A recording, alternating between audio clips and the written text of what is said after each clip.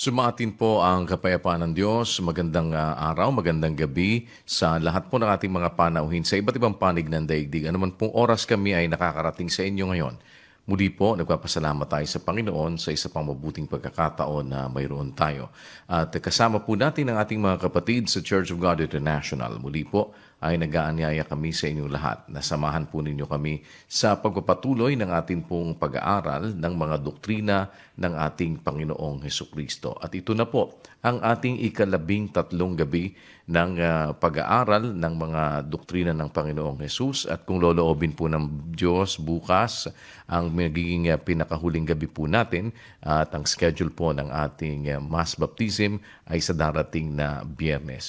Subalit, kagaya po ng aming laging ipinapaalaala sa inyo, kami po ay nag-aanyaya na buuin ninyo ito pong ating pag-aaral ng mga doktrina at wala naman po kayong commitment o anumang dapat na alalahanin sa amin. Subalit ang amin po ay maunawaan ninyo ang kahalagahan ng mga bagay na itinuturo ng banal na kasulatan hinggil sa mga doktrina ng Panginoong Hesus. Kaya sa gabing ito po sa ating pagpapatuloy, muli po ay narito ang kapatid na Eli Soriano. Magandang gabi po, magandang araw, magandang umaga, anuman kaming oras nakakarating sa inyo ngayon mga kababayan. Agad po tayong magsimula sa atin pong tinutuklas na aral. Nakita natin kahapon na mayroong 4 na klase ng puso ng tao. 3 doon ay nangangailangan ng renovasyon o pagbabago. Sa 4 na puso, 12, batuhan, dawagan, at mabuting lupa, ay 3 po roon hindi makapanghahawak sa salita ng Diyos. Malibang palitan ng Diyos, nakita natin ang dahilan o ang paraan para magkaroon ng pagbabago sa atin, mahugasan ang ating mga kasalanan sa bautismo at sa pamamagitan ng kapangyarihan ng Espiritu Santo, magawa yung pagbabago ng ating puso at ng ating buong pagkatao. Ang resulta po nito ay ang ating pagiging kay Kristo. Doon sa 2 Korinto 5:17, ganito po ang nakasulat. Kaya't kung ang sino man ay na kay Kristo, siya'y bagong nilalang. Ang mga dating bagay ay nagsilipas na. Narito, sila'y pawang naging mga bago. Ang talagang pagiging kay Kristo po, yung magkaroon ng epekto ang pagbabago sa ating buhay. Maganap yung sinasabi ng Biblia na bautismo, pagkatapos yung iniuutos ng Biblia na pagbabago sa pamamagitan ng Espiritu Santo ng Diyos na siyang magdidirihe o magdidirect ng ating bagong pamumuhay. Sabi doon sa 6:4 ng Roma, Tayo nga'y nangalibing nakalakip niya sa pamamagitan ng bautismo sa kamatayan, na kung paanong si Kristo ay nabuhay na mag-uli sa mga patay sa pamamagitan ng kaluwalhatian ng Ama, ay gayon din naman tayo'y makalalakad sa panibagong buhay. kaya after ng bautismo, lalakad na tayo sa panibagong buhay, doon magaganap po yung pagiging kay Kristo. Sapagkat kung ang sino man ay kay Kristo, siya'y bagong nilalang. Ang dating bagay ay nagsilipas na, narito sila'y pawang naging mga bago, sabi ng salita ng Diyos. At ang isang pagbabago pong magaganap sa atin pagkatapos ng bautismo ay yung magkakaroon na tayo ng takot sa Diyos na gumawa ng mabibigat na kasalanan. Kaya ngayon pong araw, ang atin pong pag-aaralan kung ano yung mga kasalanang mabibigat na wala ng patawad kung ating sadyain na gawin. Dapat yung maintindihan, 2 klase po ang kasalanan, mga kapatid. Nandun sa unang Juan 5:16. Kung makita ng sino man na ang kaniyang kapatid ay nagkakasala ng kasalanang hindi ikamamatay, ay idalangin siya at bibigyan siya ng Diyos ng buhay na ukol sa mga nagkakasala ng hindi ikamamatay. May kasalanang ikamamatay. Hindi tungkol dito ang sinasabi ko na idalangin niya. Ayon, dalawa po ang kasalanang nasa Biblia. Kasalanang ikamamatay o mortal at kasalanang hindi ikamamatay. Yung tawag ng Katoliko ron, binyal. O sa tawag sa Biblia, kasalanang hindi ikamamatay. Kasalanang ikamamatay, kasalanang hindi ikamamatay. Pagka ang ating kapatid sa Diyos nagkakasala ng hindi ikamamatay, ang utos, idalangin sa Diyos para mapatawad, mabigyan ng buhay. Pero pagka ang kasalanan ikamamatay, ayaw na pong ipadalangin eh. Ayaw na ng Diyos. Hindi niya napapakinggan.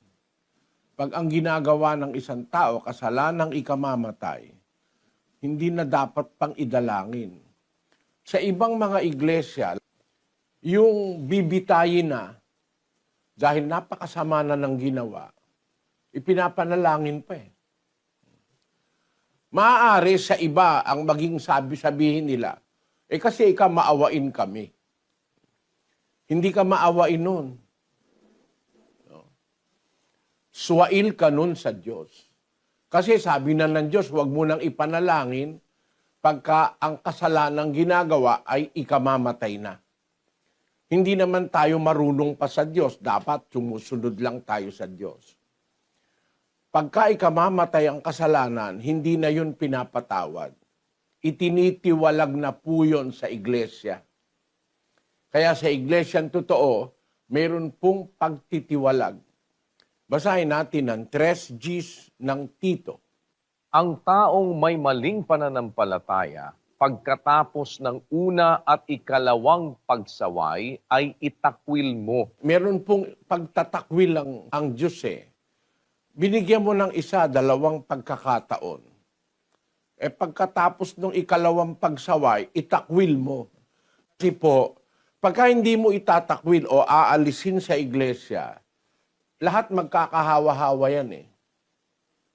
Ang punto ko po, hindi naman para sabihin banal ako, hindi po. Ang tao talagang nagkakamali eh. No? Pero pag ang pagkakamali na, pang-aabuso na, no? Dapat pinuputol yun, eh. Tinitiwalag eh. Kaya dito po sa ating samahan, tinitiwalag natin yung miyembro, ministro na umaabuso. Pagka ang ginagawa na kasalanang mabigat na ikamamatay, tinitiwalag po yun. Kaya ngayon, pag-aaralan natin yung ano ba yung mga kasalanang ikamamatay na pagka sinadya nating gawin, matitiwalag tayo. Para huwag magkahawa-hawa kasi sabi ko nga sa inyo, naririnig ko sa lola ko nung araw eh. Pag halimbawa, bibili kasi kami ng kamatis, isang kaing na kamatis. Meron kasi kaming tindahan. Titignan ng lola ko yon. Pagka may isang bulok, aalisin agad. Sabi niya, pag di mo inalis yan, anak, magkakahawa-hawa yan, mabubulok yan. Ganun ang samahang. Pag hindi mo pinipigil, at kinukonsinti mo yung gumagawa ng masasama, lalo na pagka ang kasalanang gagawin ay kamamatay na, mabigat na, magkakahawa-hawa miyembro, maiisip nila, okay naman, di naman natiwalag eh. Yon. Ito po ang ating pag-aaralan ngayon. Para tayo po, kung mag-iiglesia tayo, yung nasa Biblia ang paraan natin. Hindi paraan ng tao. Kasi yung tao, talagang may nangungunsinti, lalo na kung malaking mag-abulo. No? Kaya, ang masasabi ko sa inyo, Sa iglesia, sa Biblia, hindi po ganoon. Hindi po ganoon. Alam niyo mga kapatid, pagka kukonsintihin mo, kahit gumagawa na ng mali, milyonaryo kasi, kukonsintihin mo, masama epekto nun. Nasa 1.32 po yun ng Roma.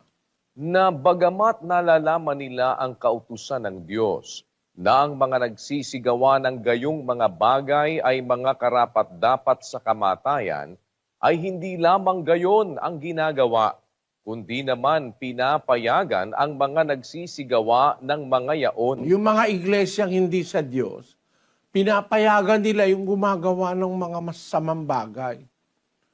Bagaman karapat dapat na sa kamatayan, hindi lamang gayon ang ginagawa. Mismo sila, ginagawa nila yung ginagawa ng masasama.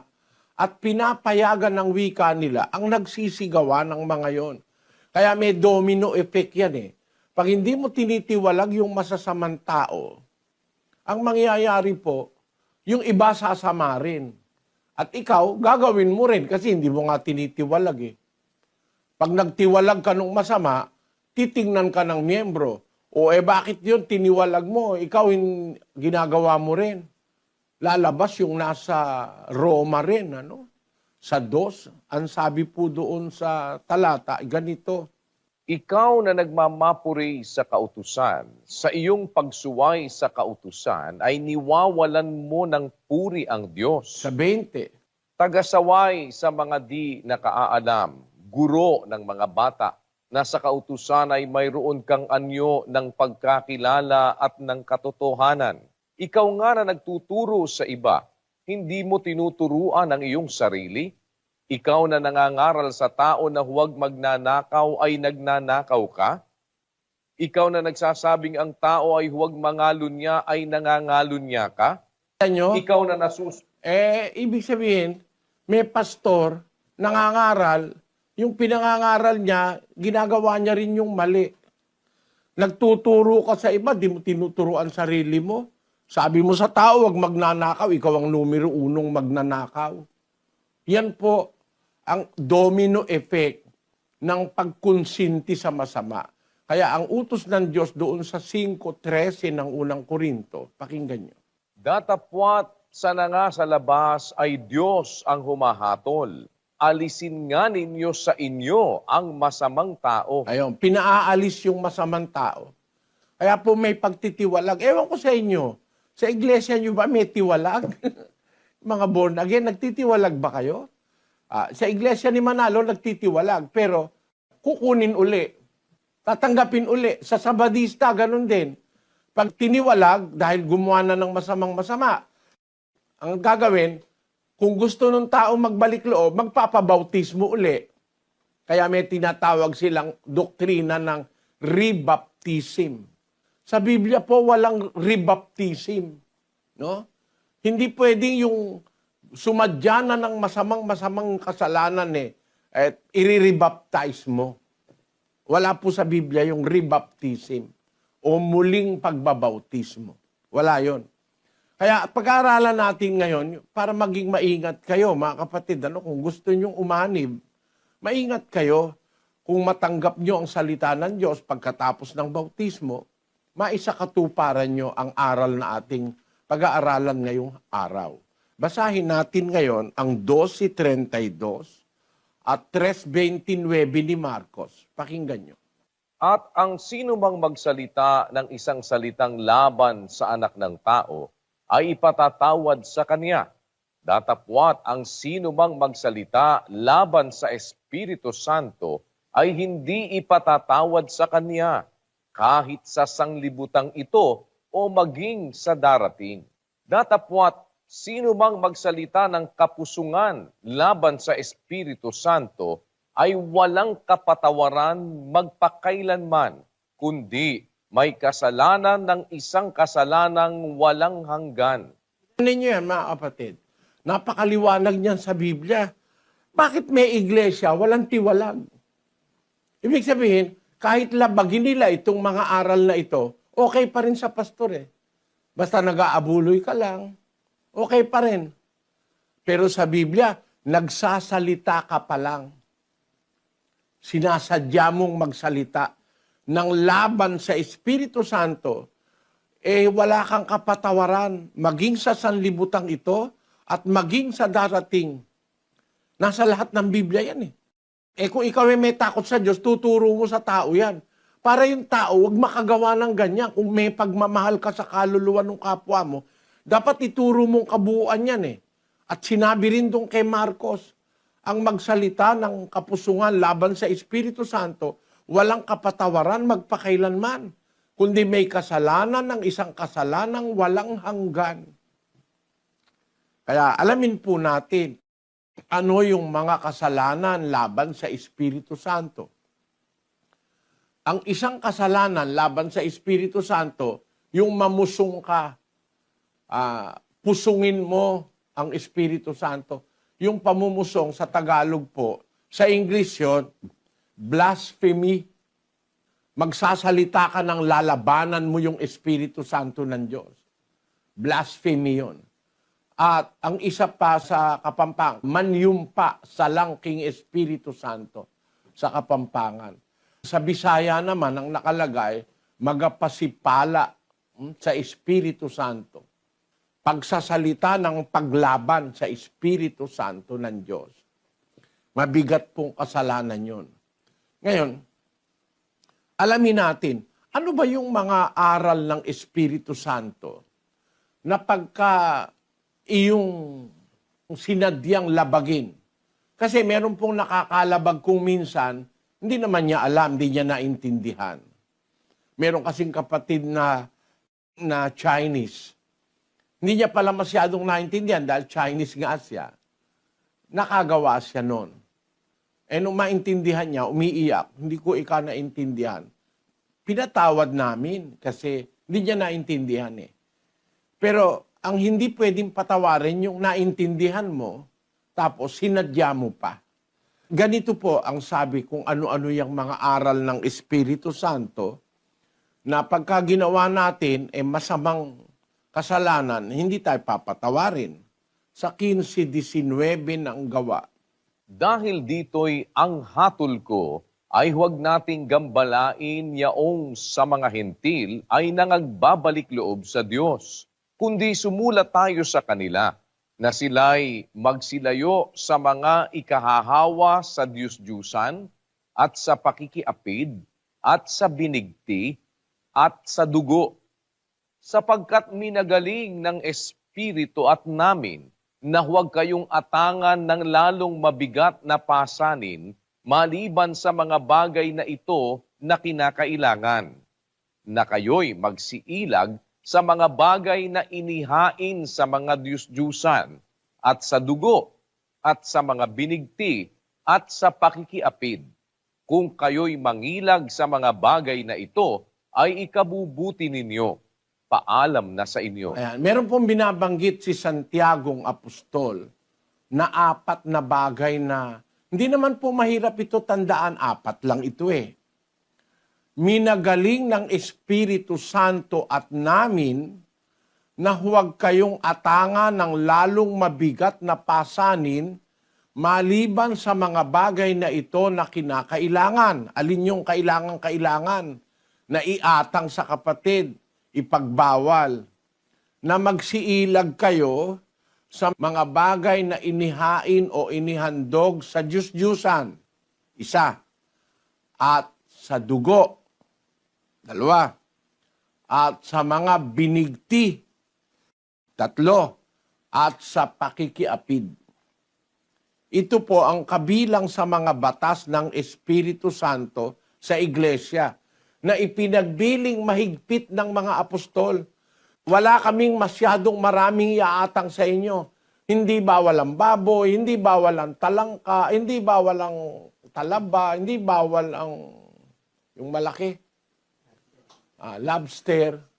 Israelita kasi bawal yung lobster bawal yun sa Israelita nung araw sa panahon ni Moises. Pagka walang kaliskis, walang palikpik, bawal kainin. Hindi ka pwedeng kumain ng igat, galunggong, walang kaliskis ang galunggong hindi ka pwedeng kumain ng dilis, no? Maraming bawal sa panahong Israelita. Pero sa panahong Kristiyano, ang sabi ng mga apostol, hindi na namin kayo aatangan ng lalong mabigat na pasanin. Maliban na lang sa mga bagay na itong na kinakailangan. Na kayo'y magsiilag. Iilagan mo na, lalayuan mo na. Ang mga bagay na inihain sa mga Diyos-Diyusan, sa dugo, sa binigti at saka sa pakikiapid. Makinig po kayong mabuti mga kapatid. Pipilitin kong sa awa, tulong ng Diyos, maintindihan ninyo ang bagay na ito. 4 lang naman po. 5 na yung pagsasalita ng kapusungan laban sa Espiritu Santo. Ito naman, hindi pagsasalita, kundi gawain ito. Iiwasan mo na kumain ka ng bagay na inihain sa Diyos-Diyusan, sa dugo, sa binigti, at saka sa pakikiapid. Isa-isahin po natin. Ano ang tinatawag na Diyos-Diyusan sa Biblia? Na pagka ang pagkain inihandog sa Diyos-Diyusan, bawal kainin, bawal ng Espiritu Santo. Ano ba yung Diyos-Diyusan? Pakinggan nyo sa 115:4, 8 ng awit. Ang kanilang mga Diyos-Diyusan ay pilak at ginto, yari ng mga kamay ng mga tao. Sila'y may mga bibig, ngunit sila'y hindi nangagsasalita. Mga matay mayroon sila, ngunit hindi sila nangakakakita. Sila'y may mga tainga, ngunit hindi sila nangakakarinig. Mga ilong ay mayroon sila, ngunit hindi sila nangakakaamoy. Mayroon silang mga kamay, ngunit hindi sila nangakatatangan. Mga paa ay mayroon sila, ngunit hindi sila nangakalalakad. Ni nangagsasalita man sila sa kanilang ngalangala. Ang nagsisigawa sa kanila ay magiging gaya nila. Oo, bawat tumitiwala sa kanila. Ayan, pinakikilala po ng Biblia, ano ba yung tinatawag na mga Diyos-Diyusan? Sa Kapampangan, idolos. Ang sabi po dyan, ang kanilang mga Diyos-Diyusan, pilak, ginto, yari ng mga kamay ng mga tao. Meron din niyang kahoy, meron din niyang, ngayon may plastic na eh. May fiberglass din ngayon na Diyos-Diyusan eh. Ang Diyos-Diyusan yung mga pilak, ginto, ng mga estatwa, at kahoy na ginawa ng mga tao. Pakinggan nyo, doon sa Isaias, sa 44:13. Naguunat ang anluwagi ng isang pising panukat, kanyang tinatandaan ng lapis, kanyang inaanyuan sa pamamagitan ng mga katam, at kanyang tinatandaan ng mga kompas, at inaanyuan ng ayon sa anyo ng tao, ayon sa kagandahan ng tao, upang tumahan sa bahay. Pumuputol siya sa ganang kanya ng mga sedro at kumukuha ng puno ng roble at ng ensina at pinatitibay sa ganang kanyang sarili ang isa sa gitna ng mga punong kahoy sa gubat. Siya'y nagtatanim ng puno ng abeto at yaoy kinakandili ng ulan. Kung magkagayoy ilalaan sa tao upang ipanggatong at kumukuha siya niyaon at nagpapainit, oo, kanyang pinaliliyaban yaon at ipinagluluto ng tinapay. Oo, kanyang ginagawang isang Diyos at sinasamba. Ginagawa niyang larawang inanyuan at pinagpapatirapaan. Kanyang iginagatong ang bahagi niyaon sa apoy. Ang bahagi niyaon ay ikinakain niya ng karne. Siya'y nag-iihaw ng iihawin at nabubusog. Oo, siya'y nagpapainit at nagsasabi, aha, ako'y naiinitan, aking nakita ang apoy. At ang labis niyaon ay ginagawa niyang Diyos.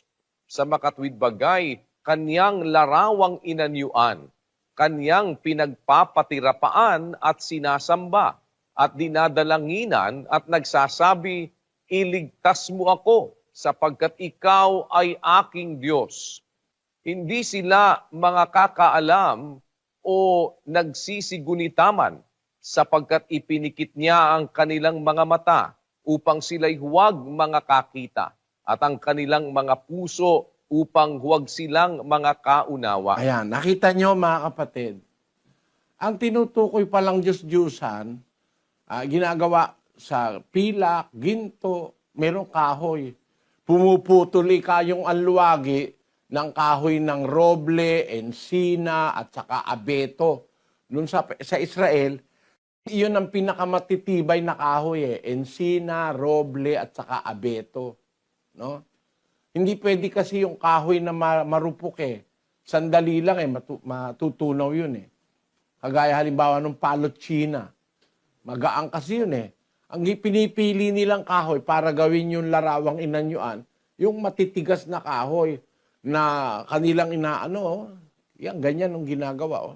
Nilalagyan niya ng anyo ng isang tao, tapos pinagpapatiraan, nananalangin siya, sumasamba siya, at sinasabi niya doon sa punong kahoy na ginawa niyang Diyos-Diyusan, ikaw ang aking Diyos, iligtas mo ako. Yan. Hindi ko nasasabihin sa inyo kung sino gumagawa niya, alam niyo na yan Baka sabihin niyo, inaatake ko pa kayo Pero kung paaalala ko sa inyo ang pasyon, yung pasyong Katoliko, pagka mahal na araw siyang binabasa ng Katoliko, ang sabi doon sa pasyon, sukat mong maalaman sa sulat na papalaman ang poong Diyos nga lamang siyang dapat naluhuran at sambahin gabit araw. Kung ang Biblia pag-uusapan, kasi ang pasyon kinopya sa Biblia yan ni Padre Mariano Pilapil, ginawang parang tula, binabasa ng Katoliko pag Semana Santa. Kung iintindihin nyo yung nasa pasyon, sukat mo ikang malaman sa sulat na papalaman. Nasa Biblia, ang poong Diyos nga lamang, siyang dapat naluhuran at sambahin gabit araw. Pagka lumuhod ka sa kahoy, yung pagluhod mo, ginagawa mo siyang Diyos mo. Kasi ang Diyos lang ang dapat luhuran Kaya ang tawag doon sa Biblia, pagsamba sa Diyos-Diyusan. Yan pong Diyos-Diyusan, mga kapatid, kasuklam-suklam yan sa Diyos. 4:3 ng unang Pedro. Sapagkat sukat na ang nakaraang panahon upang gawin ang hangad ng mga hentil na lumakad sa kalibugan, sa mga masamang kita, sa mga paglalasing, sa mga kalayawan, sa mga kayamuan, at sa kasuklam-suklam na pagsamba sa mga Diyos-Diyusan. Kasuklam-suklam po yan. Yung luhuran mo yan, dalanginan mo yan, yung iba nangangatwiran pa Hindi naman ka namin sinasamba, sabi ng paring Katoliko. Sino may sabi sa'yo, hindi mo sinasamba, nananalangin ka nga sabi niya, yan paalala lang sa amin yan. Hindi namin yan sinasamba, ginagalang namin. Gaya ng magulang mo tanggapin ko na. Paggalang yung ginagawa mo, gaya ng magulang mo. Yung bang magulang mong ginagalang mo, nananalangin ka ba ron? Yung ginagalang mo bang magulang, nilalagyan mo ba yung retrato niya ng sampagita, saka tinitirikan mo ba ng kandila? Lumuluhod ka ba sa magulang mo na iginagalang mo? Hindi. Bakit? Sobra na yung ginagawa mo Ang paggalang, hindi kasama yung pagluhod o pananalangin sa magulang. Maliwanag na ang tawag diyan, pagsamba sa Diyos-Diyusan. Basahin natin ang Roma 1:25. Pakinggan niyo mga kapatid. sapagkat pinalitan nila ang katotohanan ng Diyos ng kasinungalingan at sila'y nagsisamba at nangaglingkod sa nilalang kaysa lumalang na siyang pinupuri magpakailanman siya nawa. Kasinungalingan pala sa Diyos yan eh. Kaya pala yan, kasuklam-suklam na pagsamba sa Diyos-Diyusan, ang sabi ni Pedro, sukat ng nakaraang panahon upang gawin ang hangad ng mga hintil, lumakad sa kalibugan, masamang pita, paglalasing, kalayawan, kayamuan, at sa kasuklam-suklam na pagsamba sa mga Diyos-Diyusan. Kasuklam-suklam po sa Diyos yan eh. At komo yung Diyos-Diyusan, kasuklam-suklam ang pagsamba dyan, ay ang sabi po ng binasa natin sa huling talata, pinalitan ang wika nila ang katotohanan ng Diyos ng kasinungalingan. Sila'y nagsisamba at naglingkod sa nilalang kaysa sa lumalang. Eh yung bang niluluhuran mo, dinadalanginan mo, nilalang ba yan o lumalang? Dinalanginan mo si Maria, ginawan mo ng estatwa, tapos niluhuran mo. Si Maria ba nilalang o siya ba ang lumalang? O halimbawa, dinalanginan ng mga Bombay ang baka. Yung baka ba nilalang ba yun o yun ba lumalang? No? Pagka sinasamba mo ay nilalang at hindi yung lumalang, kasinungalingan yon. Kasuklam-suklam yon na pagsamba sa Diyos-Diyusan. Kapatid. Pag ikaw ay nananalangin at lumuluhod, hindi doon sa lumalang, na yung lumalang, yun ang Diyos. At ang pinupuri mo at sinasamba mo, yung nilalang, pagsamba sa Diyos-Diyusan yon. Yan po ang kasuklam-suklam sa Diyos. Pagsamba sa mga nilalang kaysa ang sambahin yung lumalang. Ang tawag po dyan, pagsamba sa Diyos-Diyusan. Alin yung Diyos-Diyusan? Ginawa ng kamay ng tao, galing sa pilak, galing sa ginto, o galing sa kahoy, na inanyuan ang anyo ng isang tao, tapos binihisan, tapos nilagyan ng bahay, katedral pa yan, laki. Buti pa nga yun, may bahay, yung squatter wala eh. Tao yun ha.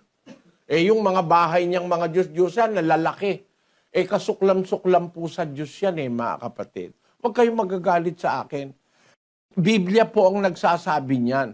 Lumuhod ka dyan, manalangin ka dyan, kasuklam-suklam sa Diyos. Kaya ngayon, pagka po ang pagkain, inihahandog sa Diyos-Diyusan, bawal po yan ang Espiritu Santo. Dapat tayong magsiilag sa mga bagay na inihain sa Diyos-Diyusan. Ano po ibig sabihin nun? Yung mga taong sumasamba sa Diyos-Diyusan, naghahandog sila ng mga pagkain na inihahandog nila sa Diyos-Diyusan. Sa Kristiyano, bawal pong kainin yon.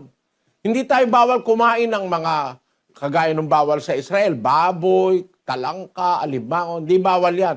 Pero pagka ang pagkain, inihanda na sa Diyos-Diyusan, hindi na po natin dapat kainin, bawal po yon. Halimbawa, yung mga Budista, si Budista, tao yan eh. Nilalang yan, di naman lumalang yan eh. Si Buddha. Yung mga Budista, may mga panahon mag-aalay sila ng mga pagkain dyan kay Buddha. Karamihan ng iniaalay kay Buddha, mga prutas na bilog. At swerte raw yung bilog kasi para raw pera yon. Basahin natin ang 8 ng unang Korinto, versikulo 7. Gayon may wala sa lahat ng mga tao ang kaalamang iyan, kundi ang ilan na hanggang ngayon ay nangamimihasa sa Diyos-Diyusan, ay kumakain na parang isang bagay na inihain sa Diyos-Diyusan, at ang kanilang budhi, palibhasa'y mahina, ay nangahahawa. Kaya nahahawa, nakakahawa pati budhi. May malalim na epekto yung pagsamba sa Diyos-Diyusan. Pati kaluluwa mo, pati budhi mo, pati espiritu mo, napapasama niyan. No? Yun kang walang kaalamang ganyan, sabi ni Pablo. Namimihasa sa Diyos-Diyusan, kumakain ng para isang bagay na inihain sa Diyos-Diyusan. Kaya mga kapatid, may nagtatanong sa akin, kapatid na Soriano, masama bang kumain ng tikoy? Sabi ko, hindi. Bumili ka sa ungpin, meron. May tikoy. Pero pagka yung tikoy, inihanda na kay Buddha, huwag mo kakainin yun. Mahahawa, budhi mo ron. Magagalit ang Diyos sa'yo. Labag sa Espiritu Santo yon. Nakakain ka ng handa sa Diyos-Diyusan. Halimbawa, yung hopya, inihanda nila sa Diyos-Diyusan nila, huwag mo nang kakainin. Para huwag kang magkasala sa Diyos, di bumili ka na lang ng hopya. Meron naman nabibiling. Kahit anong pagkain, pag inihanda po sa Diyos-Diyusan, nagiging karumal-dumal sa Diyos, yung pagkain, yung Diyos-Diyusan, at pati yung kumakain. Kaya ang Kristiyano, binawalang kumain ng handa sa Diyos-Diyusan. Alin ba yung Diyos-Diyusan? Yung hindi tunay na Diyos. Hindi tunay na Diyos, dinidiyos lang. Kaya ang tawag ay Diyos-Diyusan. Parang hindi tao, hindi tunay na tao, tau-tauhan. Ano? Kabayu-kabayuhan, tau-tauhan, Diyos-Diyusan. Hindi tunay na Diyos, hindi dapat sambahin, sinasamba. Marami sa Katoliko niyan Pati anghel, sinasamba ng Katoliko, mga kerubin. Meron silang mga estatwa ng kerubin, sinasamba nila. Bawal po ng Diyos yan Kahit na anghel pa, nilalang din yan, hindi naman lumalang ang anghel Tingnan ninyo si San Juan, lumuhod sa anghel, pinagbawalan ng anghel. 22:8 ng Apokalipsis. At akong si Juan, ako ang nakarinig at nakakita ng mga bagay na ito. At ng aking marinig at makita, ay nagpatira pa ako upang sumamba sa harapan ng anghel na nagpakita sa akin ng mga bagay na ito. At sinasabi niya sa akin, ingatan mong huwag gawin iyan. Ako'y kapwa mo alipin at ng iyong mga kapatid na mga propeta at ng mga tumutupad ng mga salita ng aklat na ito. Sumamba ka sa Diyos. Ayaw nung anghel lumuhod sa kanya si Juan Huwag mong gagawin yan. Ako rin aliping kagaya mo ng iyong mga kapatid na propeta na sumusunod sa utos ng Diyos. Sumamba ka sa Diyos. Ang sasambahin lang hindi anghel, hindi tao, hindi Diyos-Diyusan. Ang sasambahin lang ang Diyos. Mga kapatid, tama yung sabi sa pasyon. Ayaw lang maniwala ng Katoliko sa libro nila Kung maniniwala lang kayo sa libro nyo, hindi na kayo maliligaw. Ano ba sabi ng libro? Sukat mong maalaman sa sulat na papalaman ang poong Diyos nga lamang siyang dapat naluhuran at sambahin gabit araw. Ang Diyos lang luluhuran at sasambahin gabit araw. Bakit araw-araw kang lumuluhod kay Maria? Nilalang din yun, di naman Diyos yun Sabi nung mga ibang Katoliko, kayo naman hinahamak nyo si Maria. Ano? Kami pa humahamak kay Maria. Ginagalang namin si Maria. Kasi ang Diyos ang may sabi, huwag kang sasamba sa nilalang. Nilalang si Maria. Giving her our due respect, hindi namin sasambahin si Maria. Hindi kami luluhod kay Maria. Dahil ba wala kaming galang kay Maria? Hindi. Dahil naniniwala kami kay Maria. Dahil si Maria man, sumamba sa Diyos. Hindi siya nagpasamba. Nung nandito siya sa ibabaw ng lupa, hindi siya dinalanginan. Sumama siya sa mga apostol na nanalangin sa Diyos. Basahin natin ang 1:13 ng Gawa.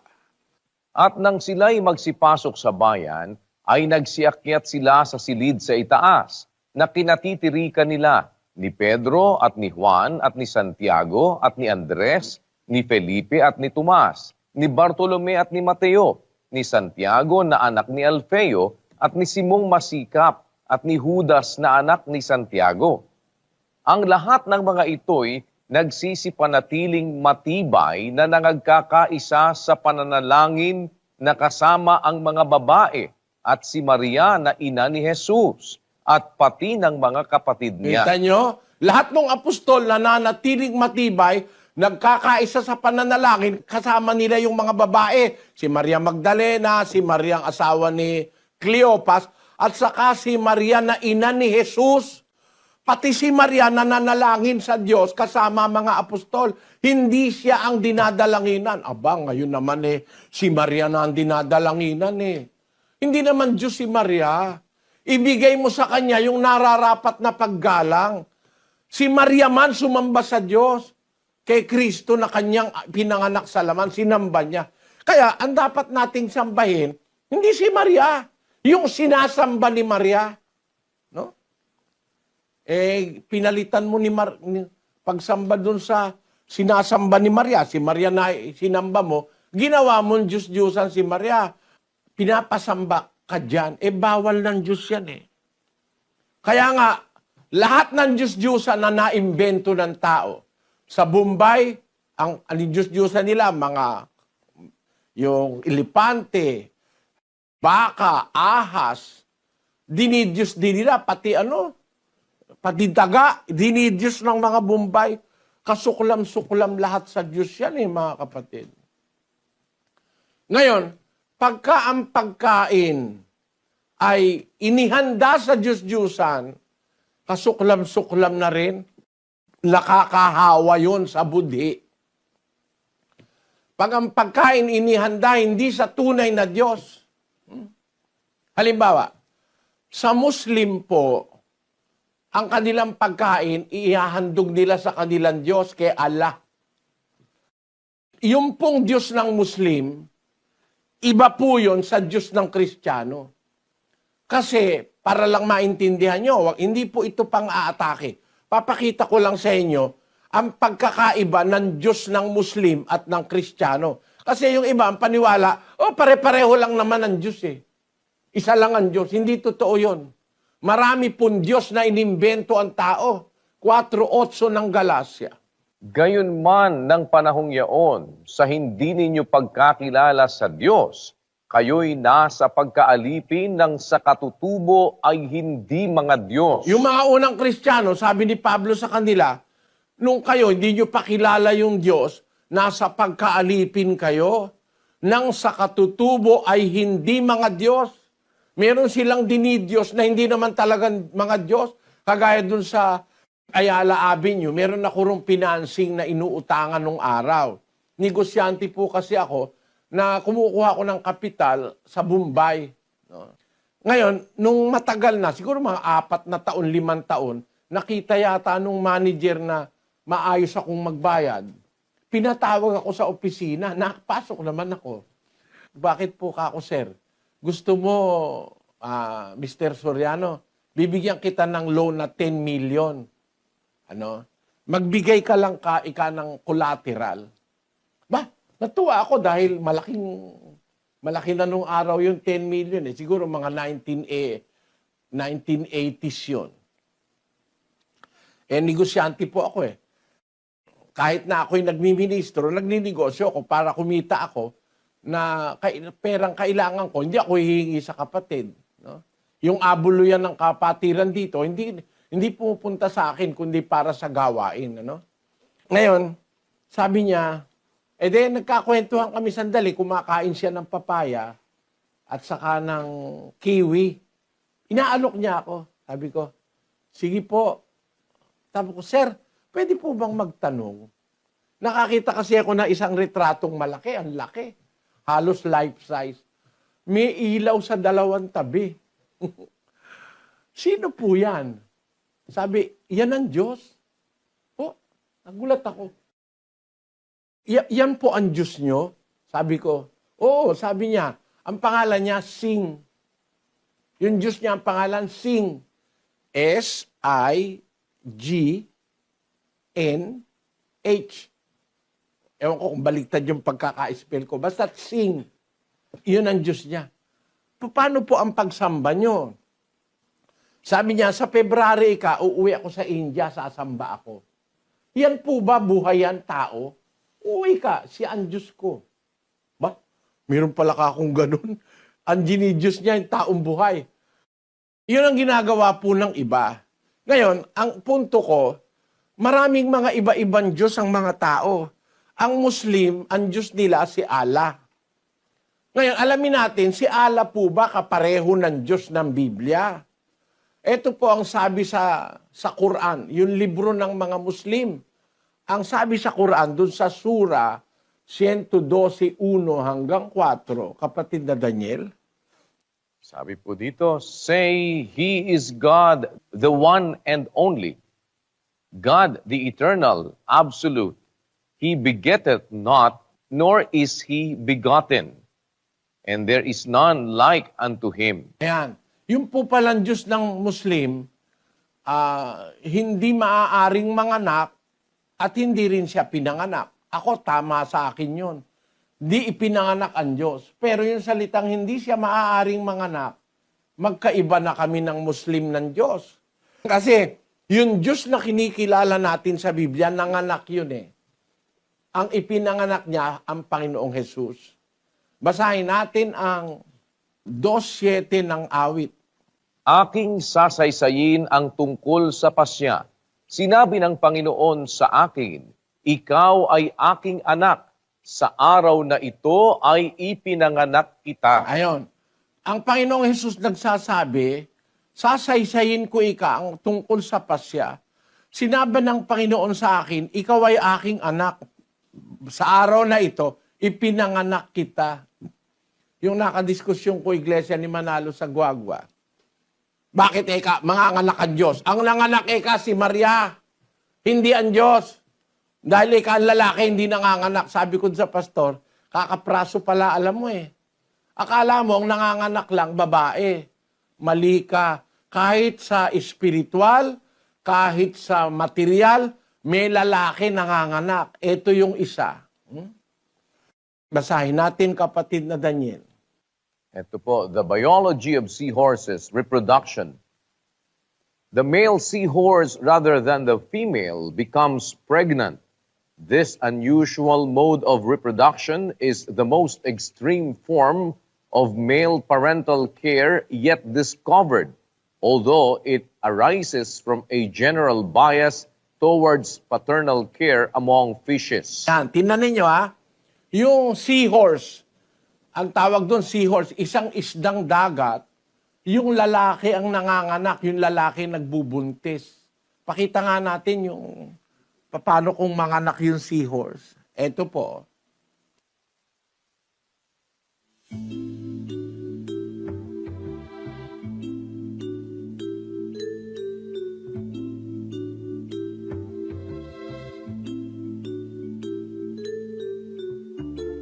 Ayan.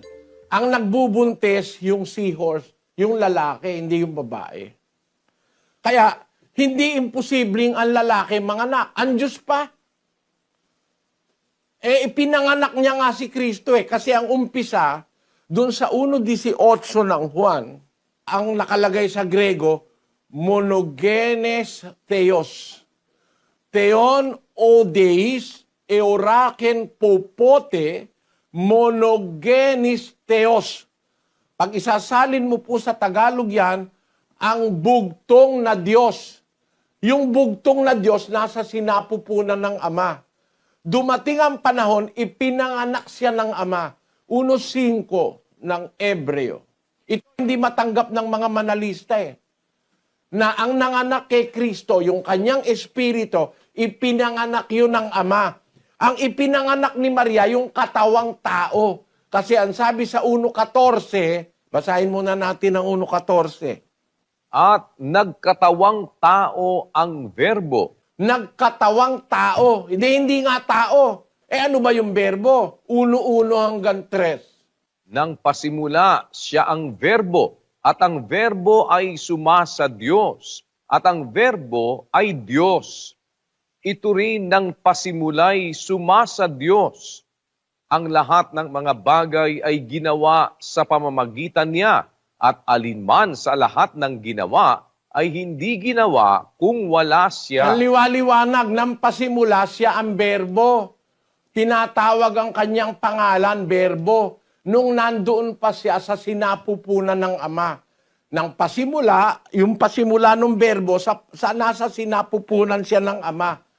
Ang berbo sumasa Diyos at ang berbo ay Diyos. Nakikita nyo ba mga kapatid sa inyong screen? Ang berbo ay Diyos. Yung berbong nasa sinapupunan ng Ama, ipinanganak niya. No? Ang katunayan, 1.5 ng Hebreo. Sapagkat kanino nga sa mga anghel sinabi niya kailanman, ikaw ay aking anak, ikaw ay aking ipinanganak ngayon.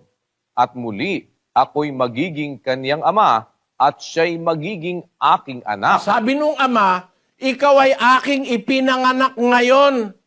Eh di ang nanganak niya ang Ama, kailan yung ngayon na ipinanganak siya nung Ama? Kasi nung umpisa, berbo siya, nasa sinapupunan ng Ama. Alam niyo mga kapatid, ang pakahulugan ng Iglesia ni Manalo dun sa berbo. Yung berbo kasalita yun. Plano yon, plano. Kalokohan yon. Wala sa Biblia yon. Yung berbo, pangalan yon nung anak ng Diyos na nasa sinapupunan niya. Basahin natin ang Apokalipsis 19:13. At siya'y nararamtan ng damit na winisikan ng dugo. At ang kanyang pangalan ay tinatawag na ang Verbo ng Diyos. Ayun, meron pong kasyangaan yan. Merong kalagayan. Nasa sinapupunan siya ng Ama, tinatawag ang kanyang pangalan, Verbo ng Diyos. Pangalan yung berbo, kung ano-ano binibigay niyong kahulugan. Ang berbo, pangalan nung nasa sinapupunan ng Diyos.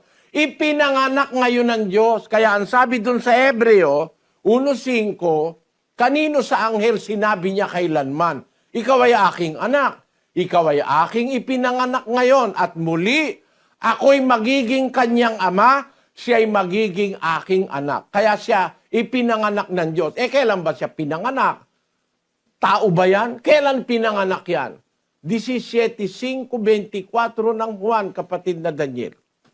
At ngayon, Ama, luwalhatiin mo ako sa iyo rin ng kaluwalhatiang aking tinamo sa iyo bago ang sanglibutan ay naging gayon. Bago pa pala ginawa ang universo, niluwalhati na ng Ama yung anak. Sabi niya sa Ama, Ama, luwalhatiin mo ako sa iyo rin ng kaluwalhati ang aking tinamo sa iyo. Past tense, ha? Sabi ng mga iglesia ni Manalo, wala pa hindi pa umiiral, plano pa lang. Anong plano? Nagtamo na nga ng glory of the glory I had with thee before the world was. Glorify thou me with thine own self, with the glory which I had with thee before the world was. Wala pang mundo, pinanganak na ng Diyos siyang anak. Ang liwaliwanag. Ipinanganak na siya, wala pa sa libutan.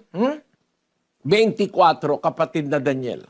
Ama, yaong mga ibinigay mo sa akin ay ibig ko kung saan ako naroroon, sila naman ay dumuong kasama ko upang makita nila ang kaluwalhatian ko na ibinigay mo sa akin sapagkat ako'y iyong inibig bago natatag ang sanlibutan. Bago pa natatag ang mundo, ang universo, naipanganak na siya ng Ama. Ang sabi dun sa Cebuano, Amahan, buot ko nga kadto usab nga mga gitugyan mo kanako, may uban kanako kung asa ako, aron sila makakita sa akong himaya, nga imong gihatag kanako, kay ikaw na higugma kanako, sa wala pa matukod ang kalibutan. Igpa, buriko, kingding binye mo kanako, akayabe ko la, nung luko ka rin. Bang akit dahing ligaya, binye mo kanako, uling liguran mo ko ba yung mela langing yato. Liwa-liwanag, oh. Wala pang sanlibutan. Pinanganak na ng Ama ang Panginoon Sokristo. Kaya po, ang Panginoon Sokristo, anak ng Diyos, kasi ipinanganak ng Diyos yung kanyang kalagayang espiritu. Ang ipinanganak naman ni Maria, yung katawang tao kung saan mananahan yung anak ng Diyos na Espiritu. Kaya po si Maria may ipinanganak. Ang ipinanganak niya, yung katawan ng tatahanan noong anak ng Diyos na Espiritu. Basahin po natin ang Hebreo 10, versikulo 5. Kaya't pagpasok niya sa sanglibutan ay sinasabi, hain at handog ay hindi mo ibig, ngunit isang katawan ang sa akin ay inihanda mo. Ayon, pagpasok niya sa sanlibutan. Bakit? Hindi siya dito nag-umpisa sa sanlibutan eh. Ipinanganak na siya ng Ama bago pa ilikhain ang sanlibutan. Nung dumating yung panahong magkakatawan tao siya, pagpasok niya sa sanlibutan, sinabi niya, hain at handog ay hindi mo ibig, ngunit isang katawan ang sa akin ay inihanda mo. Aling katawan yon? Yung katawang tao na ipinagbuntis ni Maria. Ito hindi naintindihan ng iglesia ni Manalo. Kaya ang birada si Kristo raw tao. Dahil ipinanganak daw ni Maria. Wala pang sanlibutan, pinanganak na ng Diyos Ama yan eh. Dahil nasa sinapupunan ng Ama, ang tawag sa kanya, Verbo Monogenes Theos. Bugtong na Diyos, Monogenes Theos. Kahit siyang guniin nyo yung mga eksperto sa Grego, ang tawag kay Kristo na nasa sinapupunan pa na siya ng Ama, ang tawag sa kanya, bugtong na Diyos, Monogenes Theos. Kaya sa sinapupunan pa lang, Diyos na siya eh. Ipinanganak ngayon. Ang nanganak ang Ama. Kaya magkaiba po tayo ng Diyos at ang mga Muslim. Kasi ang Diyos ng mga Muslim, dung sa Sura, Kapitulo 112, versikulo 3, ang sabi nila, He begeteth not, nor is He begotten. Conforme po ako dun sa ang Diyos Ama, hindi pinanganak. Pero yung hindi nanganganak ang Ama, hindi po conforme ron. Magkaiba tayo ng paniniwala sa Muslim.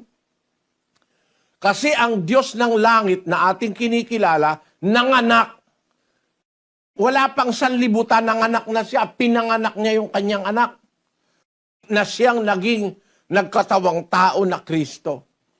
Doon sa punto na yun, magkaiba po tayo ng Muslim. Ngayon, ang ating Diyos nanganak. Ang Diyos ng Muslim hindi nanganganak. Sabi nila. Di magkaiba tayo ng Diyos. Pagka ang pagkain inihandog sa Diyos ng Muslim, hindi tayo dapat kumain. Kasi magkaiba tayo ng Diyos eh. Yung inihandog sa Diyos-Diyusan, bawal nating kainin eh. Lalo nang bawal nating kainin, yung inihandog nila sa Diyos nila na ibang-ibang Diyos kaysa sa Diyos ng Kristiyano. Kaya nga pagka pumasakay kami sa eroplano, sasabihin ng mga nandun sa Emirates, what do you want for dinner? What do you want for lunch? Is there anything which is not halal? Kasi yung pagkain po ng Muslim, may tatak yun halal eh. Ibig sabihin, inihandog yun kay Allah nila. We prepare food which is not halal, sabi natin. Bakit po? Kasi iba yung Diyos ng Muslim kaysa sa Diyos natin eh. Pagka ang pagkain inihandog sa Diyos-Diyusan o sa hindi tunay na Diyos, umiiwas po tayo ron. Bayaan natin yung mga Muslim kumain ng pagkain nila. Kalayaan nila yon. Pero tayo namang Kristiyano, talagang tunay na Kristiyano, huwag tayong papari sa Katoliko kahit ano kinakain. Kaya Diyos ng Muslim ang ipinaghandugan, kaya Diyos ng Budista, kinakain nila. Kaya inihandog kay Buddha, kaya inihandog kay Bahá'u'lláh, kinakain nila. Kaya inihandog kay Maria, kay Pedro, kay Juan. Pag may piyesta yung pagkain, inihandog sa mga patron, bawal po yung kainin ng tunay na Kristiyano, mga kapatid.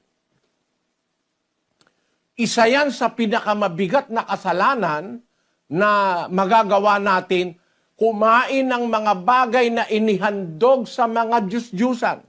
Tatandaan nyo, ang hindi tunay na Diyos, Diyos-Diyusan. Kung ginagawa lang ng mga tao na Diyos nila, ang hindi naman tunay na Diyos, Diyos-Diyusan yon. Gaya nung ginawa ng mga kamay, ng mga ribulto, na ipinagpepiesta tapos pinaghahanda nila. handa po sa Diyos-Diyusan yun. Kasi yung Diyos-Diyusan, kasuklam-suklam sa Diyos yan eh. Pag kinain mo yung handa dyan, pati budhi mo mamamantsahan ng Diyos-Diyusan. Ulitin nga natin, kapatid na Daniel, yung 8:7. Gayon may wala sa lahat ng mga tao ang kaalamang iyan, kundi ang ilan na hanggang ngayon ay nangamimihasa sa Diyos-Diyusan, ay kumakain na parang isang bagay na inihain sa Diyos-Diyusan, at ang kanilang budhi, palibhasa'y mahina, ay nangahahawa. Ayan. Kaya ingat kayo, nakakahawa yung pagkain inihandog sa Diyos-Diyusan.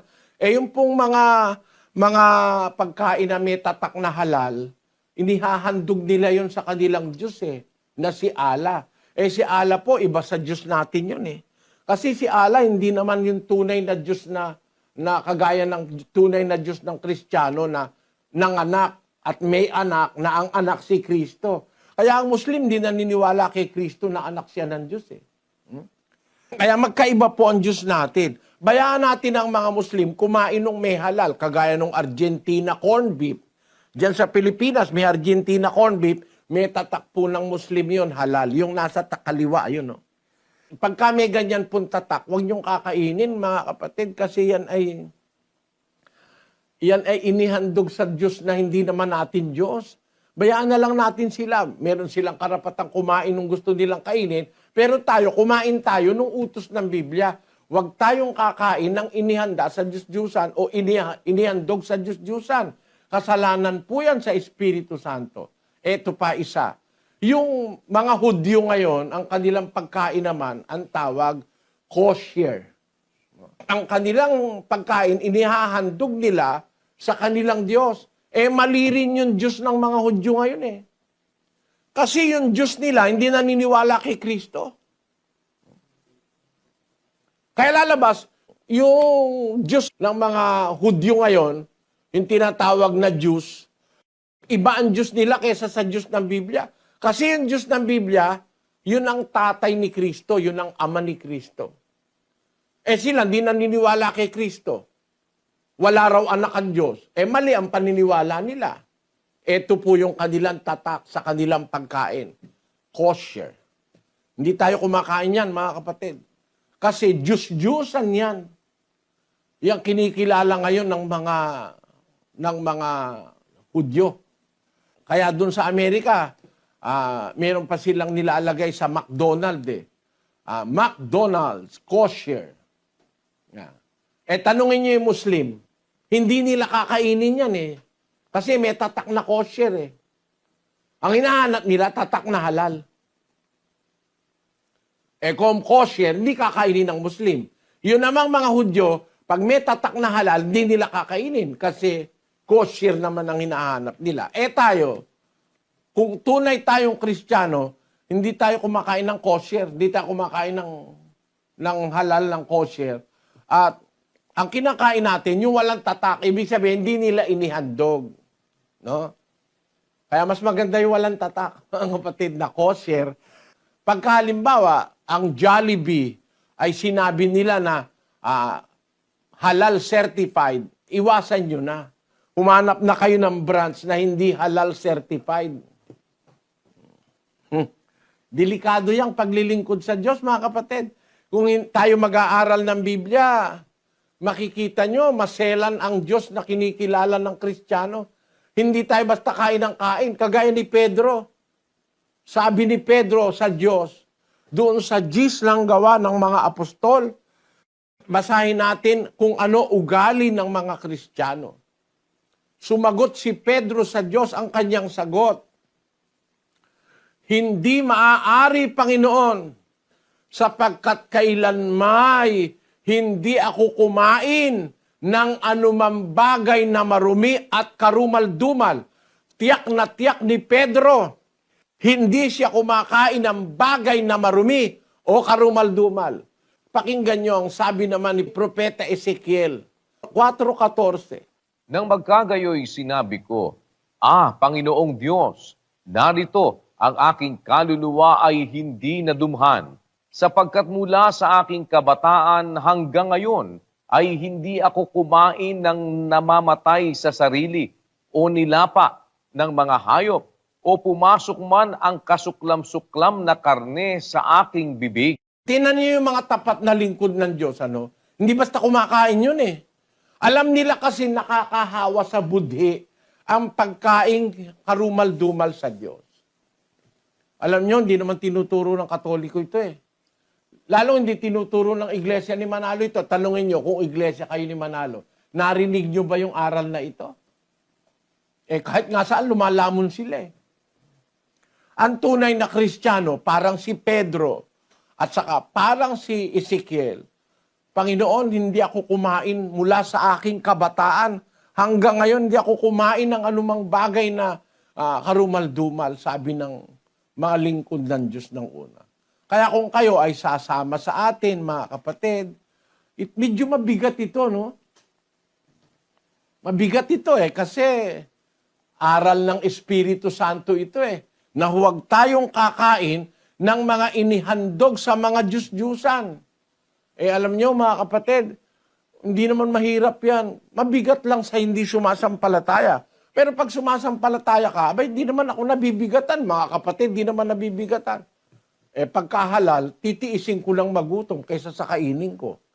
Pagka kosher, hanap na lang ako ng saging. Makakaraos ka, di ka naman mamamatay. Wala kang makain karne, wala kang makain baboy, hanap ka ng saging, prutas, gulay, isda.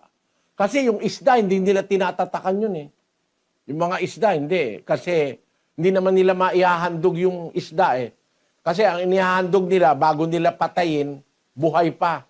Mananalangin muna sila sa kanila papatayin. Kaya nagiging halal o nagiging kosher. Eh yung isda, hindi mo naman pwedeng ipanalangin muna yung bago mamatay eh. Pag nahuli na lambat, patay na agad yun eh. Kaya hindi nila pwedeng gawing halal yung isda o yung kosher yung isda. Kaya walang tatak yun. Eh, magtiis ka na lang sa isda kaysa kumain ka nung inihandog sa Diyos-Diyusan o hindi tunay na Diyos. Malawak itong araling ito, mga kapatid, pero umaasa po ako maiintindihan naman ninyo eh. Saka na lang natin yan liliwanagin pang muli. Pagka kayo ay nabautismuhan na, mas matatanggap ninyo ang salita ng Diyos kasi magkakaroon ng pagbabago sa ating puso. Pero alam nyo, hindi pa ako bautisado, natanggap ko na ito eh. Sabi ko sa Diyos, hindi na ako kakain ng mga hain sa Diyos-Diyusan.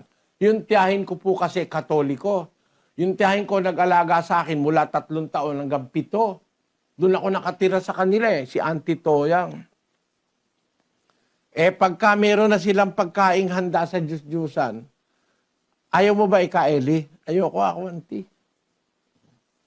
Bata pa kasi ako, naririnig ko sa nanay ko, pag handa sa Diyos-Diyusan, masama yun sa harap ng Diyos.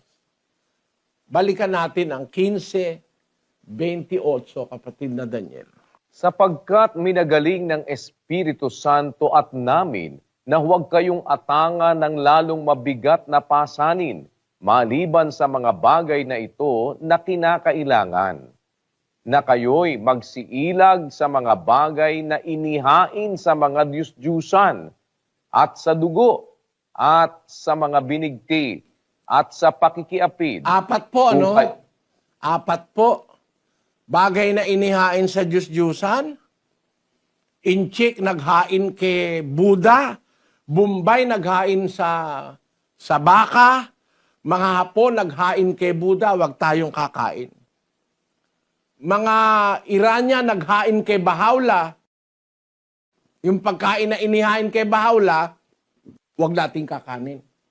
Yung mga pagkain inihanda sa mga piyesta ng mga Diyos-Diyusan at mga idolo, wag nating kakainin. Yun ang una. Tapos, mangilag kayo sa mga bagay na inihain sa mga Diyos-Diyusan at sa dugo. Bawal po pala yun, mga kapatid, yung kakain ka ng dugo. Ang isang problema, Pilipinas eh. Dito sa sa South America, wala akong problemang ituro ito eh. Talaga hindi sila kumakain ng dugo rito eh. Maano sila rito eh, maselan sila sa pagkain. Kasi alam nila, yung dugo, nandun yung sakit eh. Andun yung mga virus, andun yung mga bakterya sa dugo. Yun ang nagkakalat ng bakterya at virus sa katawan. Habang umiikot ang dugo sa katawan, yun ang nagkakalat ng mga virus. Ito po sa Brazil, wala akong problema rito eh. Pero sa Pilipinas, ang na-encounter ko, yung naku po, paborito ko pa naman ang tinumis at dinuguan. Ay, ayoko na ikaw umanib dyan, bawal pala dinuguan dyan. Eh kung nakahanda ka kapatid na ipagpalit ang kaluluwa mo sa dugo, eh bahala ka. Pero kailangan ko ituro ito. Sabi ko nga doon sa mga taga-Kapampangan, mga Pampango, eh dugo lang naman ang binawal eh. Hindi naman bawal yung niluluto mo eh. Ang tawag kasi sa Pampanga, tidtad. Tidtad. Tatadtarin yung bituka, yung mga laman loob. Tapos igigisa, lalagyan ng dugo. Kaya dinuguan ang tawag sa Tagalog. Eh pero sabi ko doon sa mga Kapampangan, hindi naman bawal yung bituka, yung ano, tadtarin mo, pareho rin, luto mo. Tapos, imbis lagyan mo ng dugo, di lagyan mo ng atay, mas masarap pa. Kasi bawal kainin ng dugo. Alam niyo po kung bakit bawal kainin ng dugo? Basahin natin ang 17 Gs ng Levitico, mga kapatid. At sino mang tao sa sangbahayan ni Israel o sa mga taga-ibang bayan na nakikipamayan sa kanila na kumain ng anumang dugo, ay aking itititig ang aking mukha laban sa taong yaon na kumain ng dugo at ihihiwalay ko sa kanyang bayan. Galitan Diyos sa taong kumakain ng dugo. Itititig ko ikaw ang aking mukha laban sa taong yaon na kumain ng dugo at ihiwalay ko sa kanyang bayan. Bakit? Anong dahilan? Bakit ayaw ng Diyos ipakain ang dugo? Tuloy natin ang basa. Sapagkat ang buhay ng laman ay nasa dugo at aking ibinigay sa inyo sa ibabaw ng dambana upang itubos sa inyong mga kaluluwa. Sapagkat ang dugo'y siyang tumutubos dahil sa buhay. Kaya pala bawal ng Diyos kainin ng dugo. Yung pala sagrado sa Diyos. Ibinigay ko sa inyo sa ibabaw ng dambana upang itubos sa inyong mga kaluluwa. Kaya pala ang dugo ay ayaw ipakain ng Diyos. Isang bagay pong sagrado ang dugo. Isang bagay na banal. No? Hindi dapat kinakain. Kaya ibinibigay ang dugo para ibubo sa ibabaw ng dambana nung araw sa Israel para pantubos sa kaluluwa. Kaya yung mga saserdoteng Israelita, kukunin nila yung dugo ng baka, iwiwisik nila sa dambana pag humihingi sila ng tawad sa Diyos. Pag gusto nilang patawarin sila ng Diyos sa kanilang nagagawang kasalanan, ang pangtubos ng Diyos, dugo. Papatay sila ng kambing, ng tupa, ng bulong baka, para ihandog ang dugo niya sa dambana para pantubos sa kaluluwa. Ibig sabihin, isang bagay na sagrado spiritually ang dugo. Kaya nang dumating si Kristo, yan ang ipinantubos niya sa krus sa mga Kristiyano. Basahin natin ang 9:22 ng Hebreo. At ayon sa kautusan ay halos masasabi kong lahat ng mga bagay ay nililinis ng dugo at maliban na sa pagkabuhos ng dugo ay walang kapatawaran. Ayan. Ang kapatawaran nasa pagkabuhos ng dugo. Ano ang ginawa ni Kristo? 20:28 ng gawa.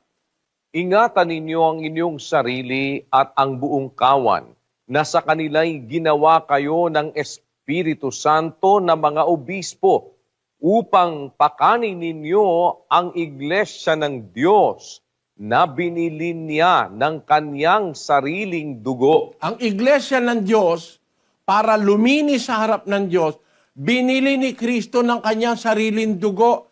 Inihandog niya ang dugo niya pantubos sa ating kasalanan.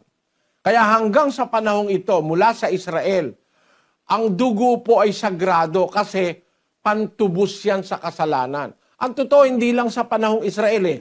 Mula pa sa unang-unang panahon sa patriarka, kila Noe, bawal na ng Diyos ang dugo eh. Nagpapatuloy hanggang sa Israel, tapos hanggang sa panahong Kristiyano. Basahin natin ang 9:3 ng Genesis. Bawat gumagalaw na nabubuhay ay magiging pagkain ninyo, gaya ng mga sariwang pananim na lahat ay ibinibigay ko sa inyo. Ngunit ang lamang may buhay na siya niyang dugo ay huwag ninyong kakanin. Ayon. Lahat ng nabubuhay, pwede niyong kainin. Pwede ka kumain ng baboy. Sa panahon ni Noe, hindi bawal ang baboy eh.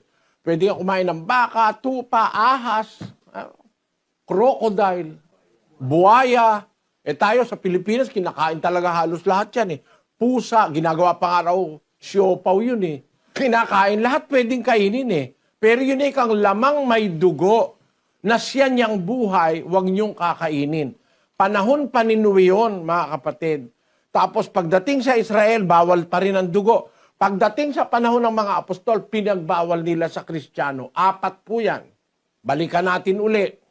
Sapagkat minagaling ng Espiritu Santo at namin na huwag kayong atangan ng lalong mabigat na pasanin maliban sa mga bagay na ito na kinakailangan.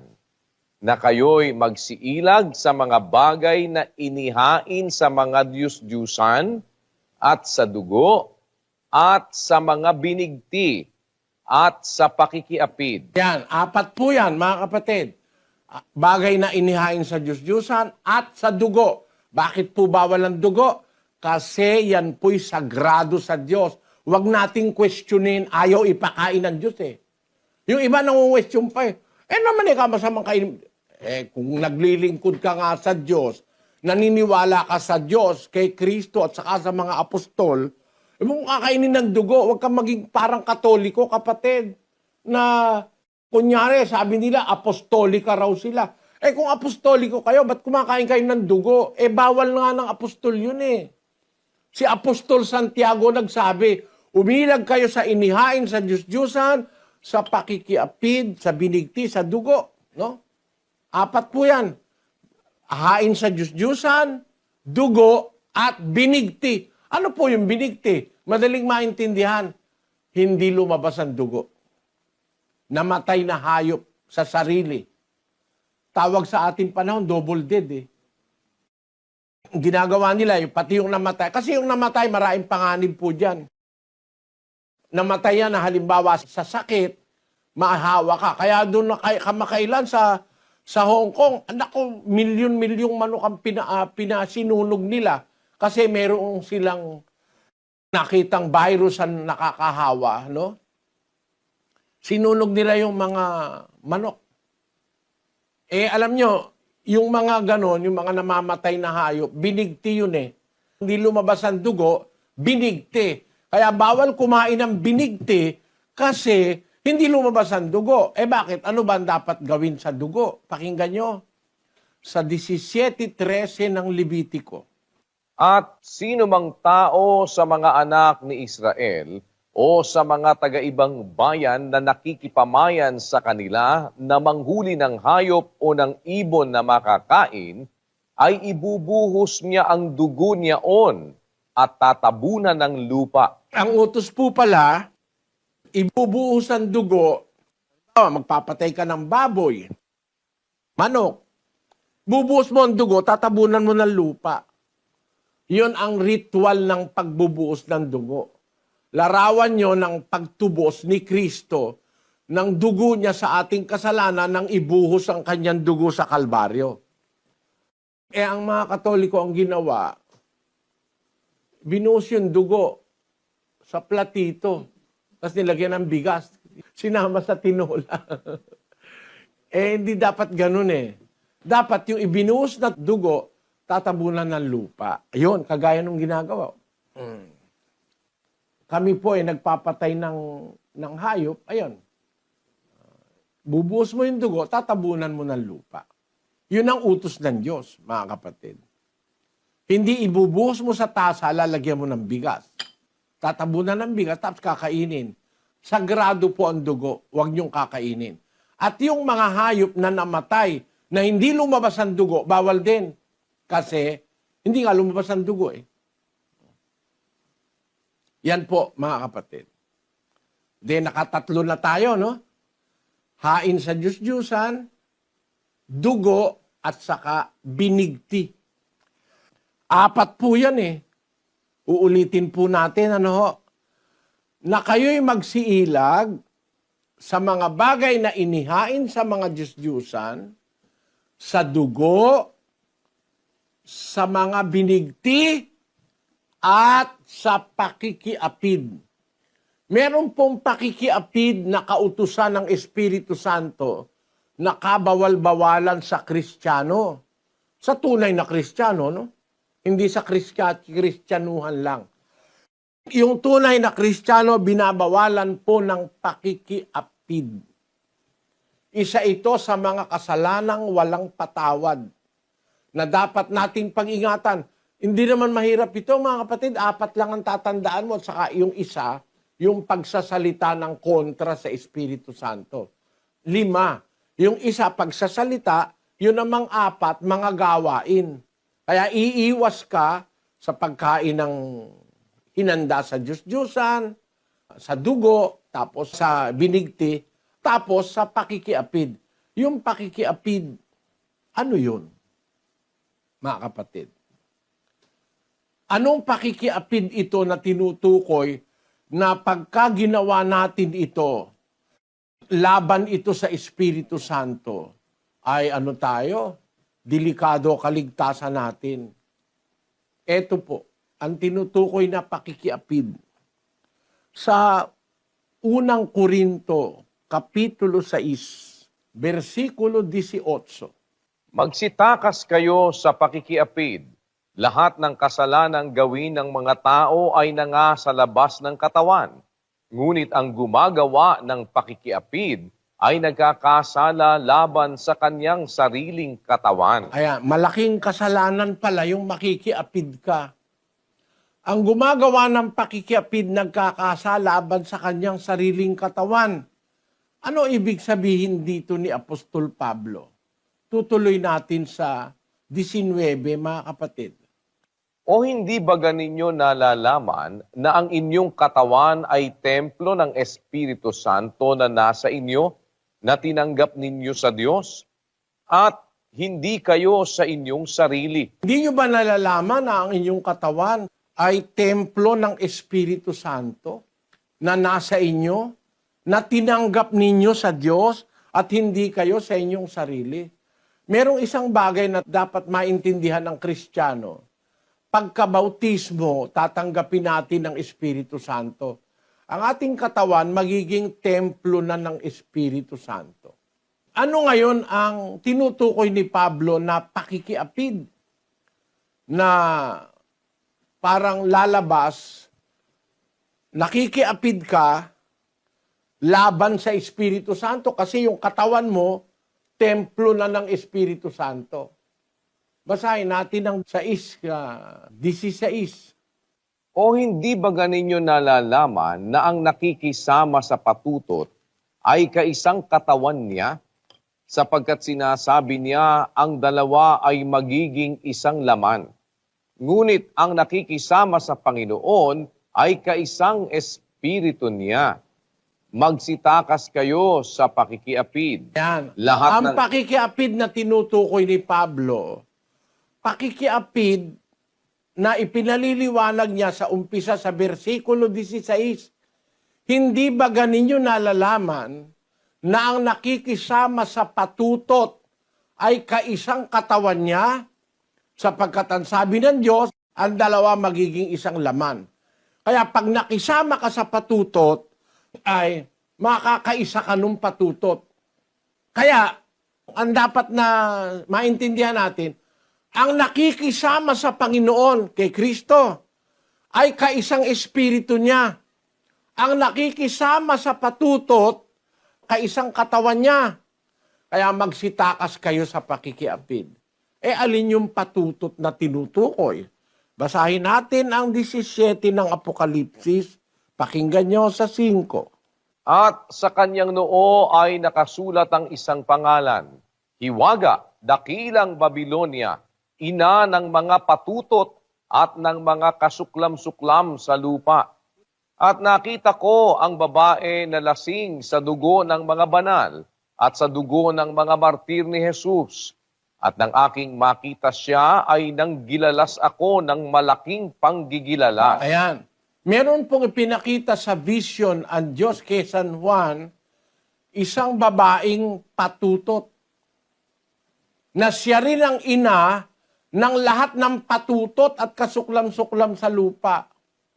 Ito pong babaeng ito, hindi ito literal na babae. Hindi isang babaeng material. Bakit? Tawag sa kanya, Babilonia, ina ng mga patutot at kasuklam-suklam sa lupa. Hindi po ito ordinaryong babae na kagaya ng alam natin patutot. Ano? Ito ay isang patutot na malaki ito. The Great Babylon, the mother of harlots and abominations of the earth. Sino itong patutot na ito na sinasabi sa Biblia? Basahin natin sa 17:2. Na siyang pinakiapiran ng mga hari sa lupa at ang mga nananahan sa lupa ay nalasing sa alak ng kaniyang pakikiapid. Yun po palang patutot na ito, ang mga hari sa lupa nakikiapid sa kanya. Ibig sabihin, na-impluensya niya mga hari, hindi ito ordinaryong patutot. Wala namang international na patutot na babaeng literal. Wala akong kilalang ganun.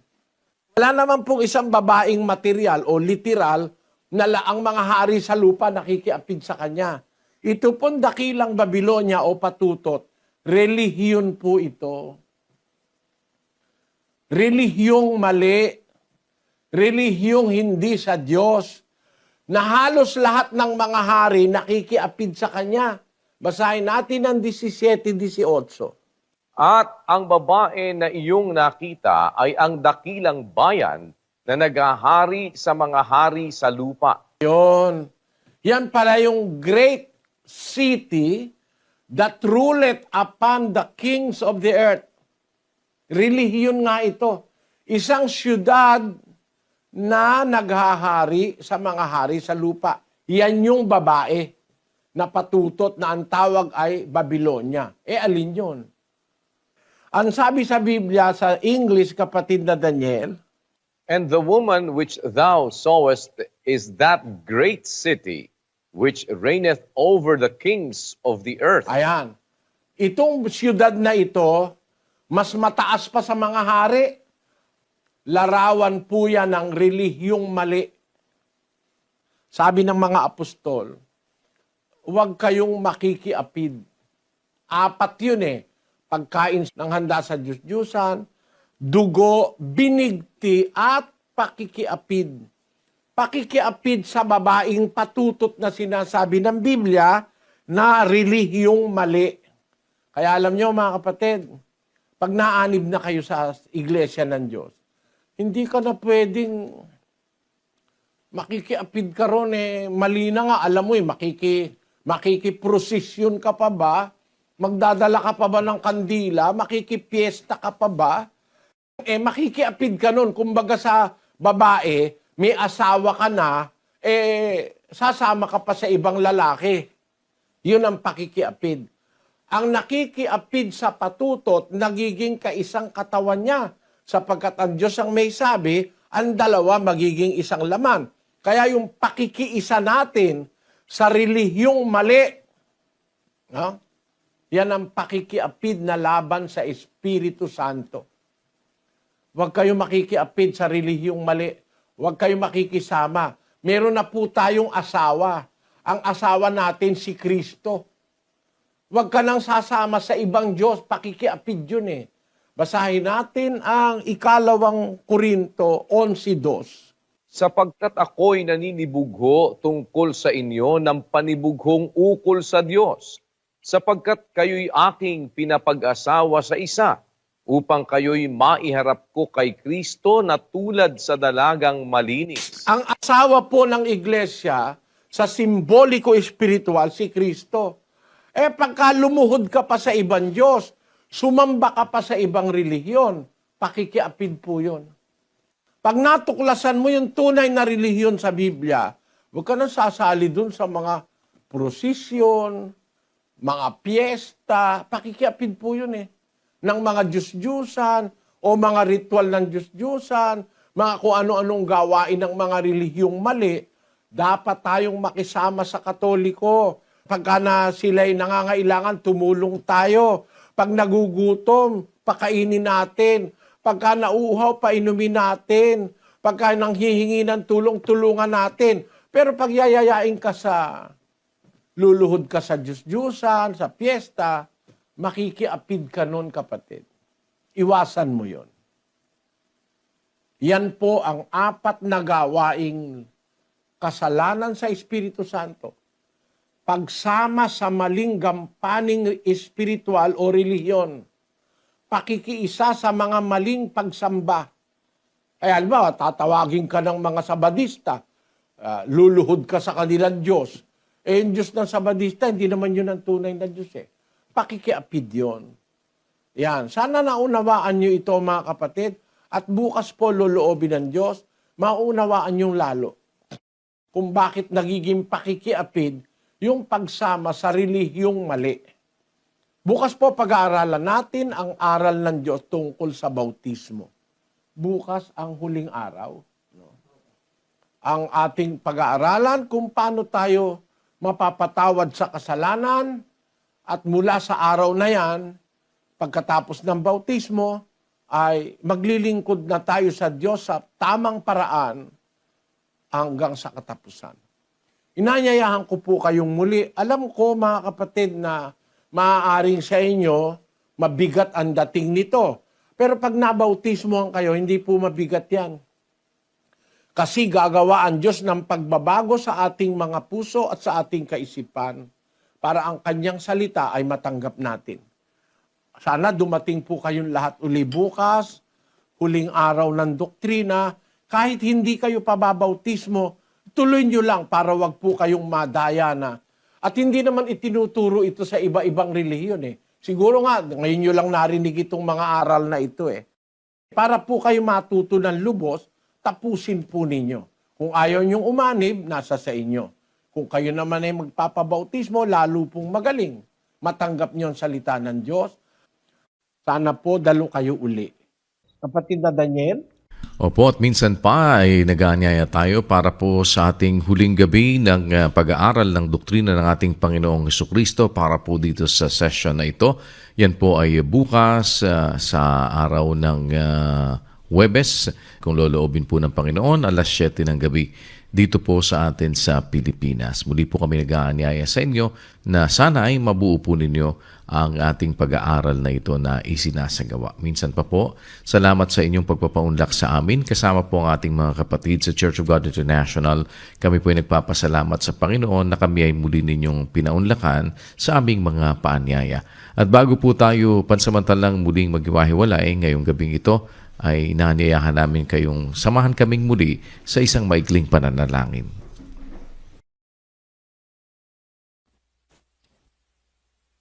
Panginoon, naming Diyos, Ama naming makapangyarihan sa lahat, sa pangalan po ng aming Panginoong Hesukristo, humihingi po kami sa iyo, Ama, ng awa, ng pagpapatawad, sa mahabang panahon ng aming pag-iral sa mundong ito, Ama. Marami na pong mga nalabag naming aral, nakagawa kami ng mga bagay na kasuklam-suklam sa iyong banal na harapan. Salamat po ng mga panahong kami ay naliligaw at mga bulag. Hindi mo po binawi ang aming mga buhay. Dumating pa ang araw na ito na isa-isa mo po kaming tinatawag, itinuturo ang iyong mga kalooban upang malakaran po namin at makapagpanibago ng amin pong pamumuhay.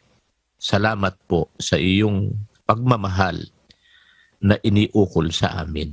Sana po bigyan mo ng lakas ng kalooban ang amin pong mga kababayang taus-puso sa kanilang mga pagnanasa na ikaw po ay mapaglingkuran. Marami pong hadlang, marami pong mga balakid sa nilalakaran. Bigyan mo po sana, Ama, ng pagkakataon kung papaanong tinawag mo ang bawat isa sa amin. Kaawaan mo po ang aming mga kababayan, ang aming mga mahal sa buhay. Loobin mong magkasama-sama po kami sa isang matuwid na paraan ng paglilingkod sa iyo.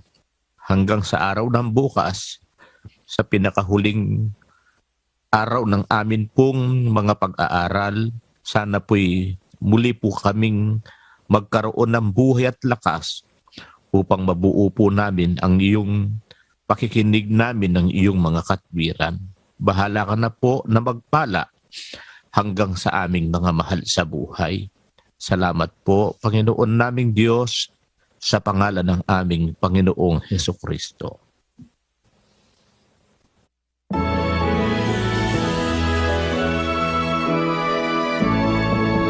Sa Diyos amang nadakilaan at sa Anak ay nagkarangalan at sa Espiritu Banal, luwalhati kailanman.